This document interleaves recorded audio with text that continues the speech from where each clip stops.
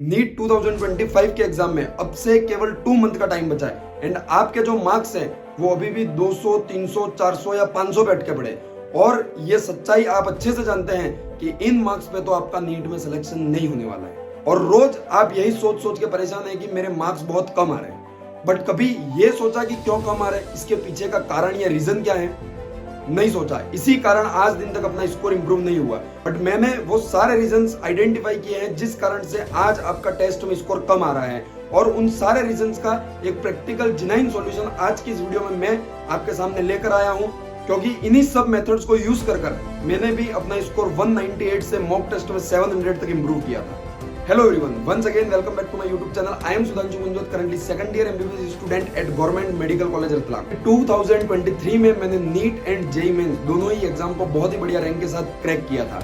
And आज की इस वीडियो में मैं आपके सामने इसलिए आया हूँ क्योंकि आज आप सबसे बड़ी एक प्रॉब्लम के साथ जूझ रहे हैं, वो ये है कि आपके मॉक टेस्ट में मार्क्स इंक्रीज नहीं हो रहे। पिछले 1 या 2 साल या 3 साल से आप तैयारी कर रहे हैं, बट आपका जो टेस्ट स्कोर है वो वही 300-400 तक अटका पड़ा है, ना वहां से कम हो रहा है ना बढ़ रहा है। और आप अच्छे से जानते हैं कि इस स्कोर पे आपका सिलेक्शन नहीं हो सकता है। बट मैं वो रीजन और उन रीजन को कैसे इंप्रूव किया जाए वो सब चीजें आज की इस वीडियो में आपको बताने वाला हूँ। वीडियो को लास्ट तक देखना, बहुत ही इंपॉर्टेंट और बहुत ही इंफॉर्मेटिव वीडियो होगी। एंड अगर चैनल पर नहीं हो तो सब्सक्राइब कर लेना, ये चैनल आपको लास्ट तक बहुत हेल्प करेगा। और इससे भी ज्यादा इंपॉर्टेंट है टेलीग्राम चैनल को ज्वाइन करना, जिसपे मैं 1-on-1 मिनट आपको हर एक अपडेट देता रहता हूँ, जिसकी लिंक नीचे डिस्क्रिप्शन बॉक्स में मिल जाएगी।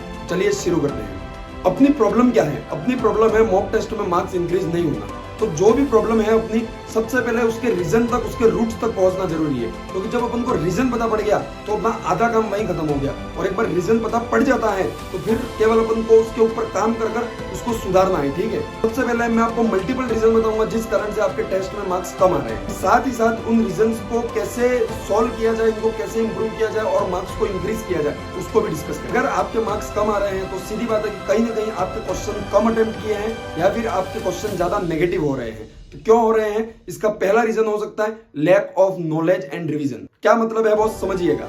अगर आप अच्छे से टेस्ट के लिए प्रिपेयर नहीं करते हैं या फिर जो आपके टेस्ट का सिलेबस है उसको अगर आप अच्छे से रिवाइज नहीं करते हैं या आप फुल सिलेबस टेस्ट दे रहे हैं, तो अगर आपका सिलेबस पहले पूरे अच्छे से कंप्लीट नहीं है और रिवाइज नहीं कर रखा है और कंप्लीट प्रैक्टिस नहीं कर रखी है, तो आप कैसे उम्मीद लगा के बैठे हैं कि मेरे टेस्ट में 600 या 700 नंबर आ जाएंगे।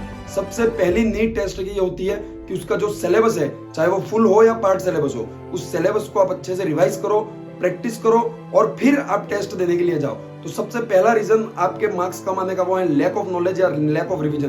तो उसको कैसे सुधारा जा सकता है? सीधी सी बात है, पहले अगर आपका रिवीजन अच्छे से नहीं हो रखा है तो खुद को अपना जो समय है वो रिवीजन में दो और रिवीजन को पहले बहुत अच्छे से करो। और अगर रिवीजन करने में लैक हो रहे हो और अच्छे से रिवाइज नहीं कर पा रहे हो तो ज्वाइन करो मेरा 1-on-1 मेंटरशिप प्रोग्राम, जिसकी वीडियो की पूरी डिटेल लिंक मैंने अपने डिस्क्रिप्शन बॉक्स में दे रखी है। वहां मैं आपको उंगली पकड़कर हर एक चीज सिखाता हूं और करवाता हूं कि कब क्या रिवाइज करना और कैसे करना है। सेकंड पॉइंट हो सकता है आपके मार्क्स कम आने का कि कोई ऐसा क्वेश्चन टेस्ट में आ जाना जो आपने पहले कभी देखा ही नहीं हो या फिर उस कंसेप्ट को पहले कभी पढ़ा ही नहीं हो। तो 2 रीजन इसके हो सकते हैं। पहला ये कि आपने उस टॉपिक को स्किप किया हो या अच्छे से नहीं पढ़ा हो, और दूसरा ये कि वो कोई ऐसा टॉपिक या ऐसा कंसेप्ट हो जो आउट ऑफ एनसीईआरटी हो या फिर आउट ऑफ योर सिलेबस हो।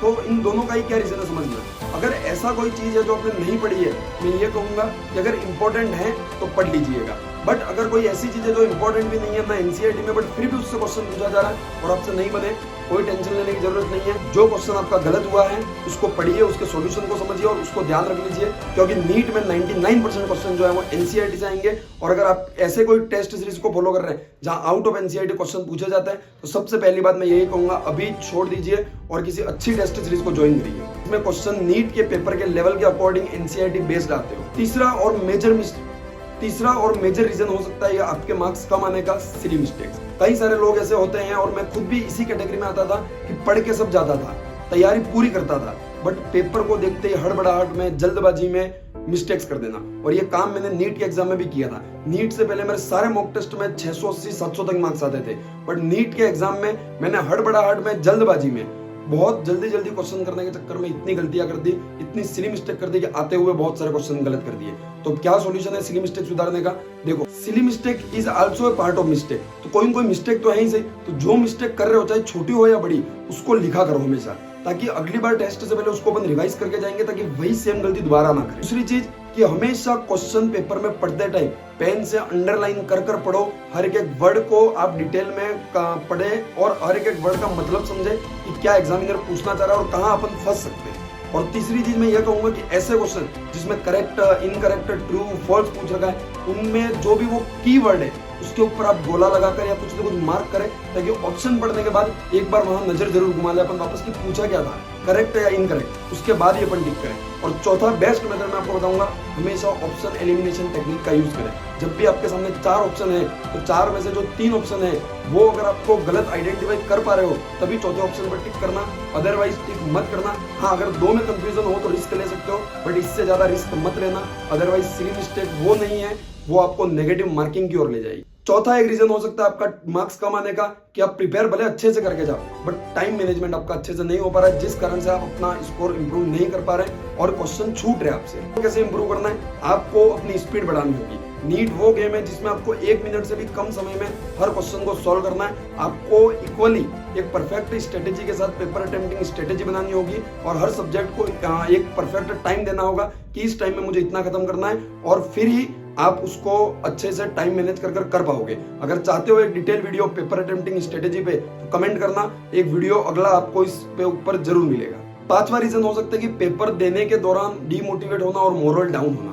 देखो कई बार ये होता है कि अपन जैसे ही पेपर स्टार्ट करते हैं कुछ आगे के क्वेश्चन अपन को ऐसे दिख जाते हैं जो मुश्किल होते हैं या अपन से नहीं बन पाते या फिर लेंथी होते हैं, तो उस चक्कर में अपना बहुत ही सारा समय जो है वो वेस्ट हो जाता है या फिर अपन से नहीं बनते तो अपन डीमोटिवेट हो जाते हैं। बट एक ध्यान रखना, हमेशा कोचिंग के टेस्ट बनाने वाले जो टीचर्स हैं उनकी मेंटेलिटी यही होती है कि आगे के कुछ क्वेश्चन टफ रखे जाए ताकि पीछे पेपर बिगड़े। बट मैं आपको ये कहूंगा कि अगर ऐसा कभी आपके साथ होता है या नीट के एग्जाम में भी होता है कि आपका आगे के जो क्वेश्चन है वो आपसे नहीं बन रहे, तो हमेशा इग्नोर करने की एक टेंडेंसी अपने मन में बनाए रखो। अगर नहीं हुआ 1 क्वेश्चन 2 क्वेश्चन 10 भी नहीं हुए कोई बात नहीं, अपन को 180 में से 150 ही सही करके आने, 150 सही हो जाएंगे लगभग अपना काम हो जाएगा। ठीक है, तो आप क्वेश्चन को इग्नोर करने का सोचो, नहीं हुआ कोई बात नहीं, अगला कर लेंगे, अगला कर लेंगे। और रेगुलर आपको ऐसे क्वेश्चन दिख रहे जो नहीं हो रहे, मैं कहूँगा पेपर उल्टी दिशा से चालू कर दो। अगर आप 91 से बायो स्टार्ट कर रहे थे तो आप पीछे 180 से करना ही स्टार्ट कर दो। ठीक है, और मैं ये कहूंगा कि चाहे आपकी फिजिक्स कितनी भी स्ट्रॉन्ग हो, फिजिक्स से पेपर स्टार्ट मत करना कभी भी, क्योंकि फिजिक्स एक ऐसा सब्जेक्ट है जो कि बहुत ही लेंथी क्वेश्चन कभी कभी पूछे जा सकते हैं। और अगर टाइम आपका खा गया तो बायो एक इजी सब्जेक्ट है जिसमें सब लोग बहुत अच्छा स्कोर करेंगे, और अगर टाइम कम पड़ा तो आपका स्कोर कम हो सकता है। तो ऐसी गलती आप बार बार मत करना, और अगर आप शुरुआत से फिजिक्स से कर रहे हो और सेट है आपका मामला तो फिर चेंज भी मत करना। तो ये जो मेजर रीजन थे वो हैं जिस कारण से अपने टेस्ट में मार्क्स नहीं आ पाते, और इनको कैसे इंप्रूव करना है वो भी मैंने आज की इस वीडियो में बताया। Thank you very much, all the very best. Video अच्छा लगा और लाइक जरूर कर देना।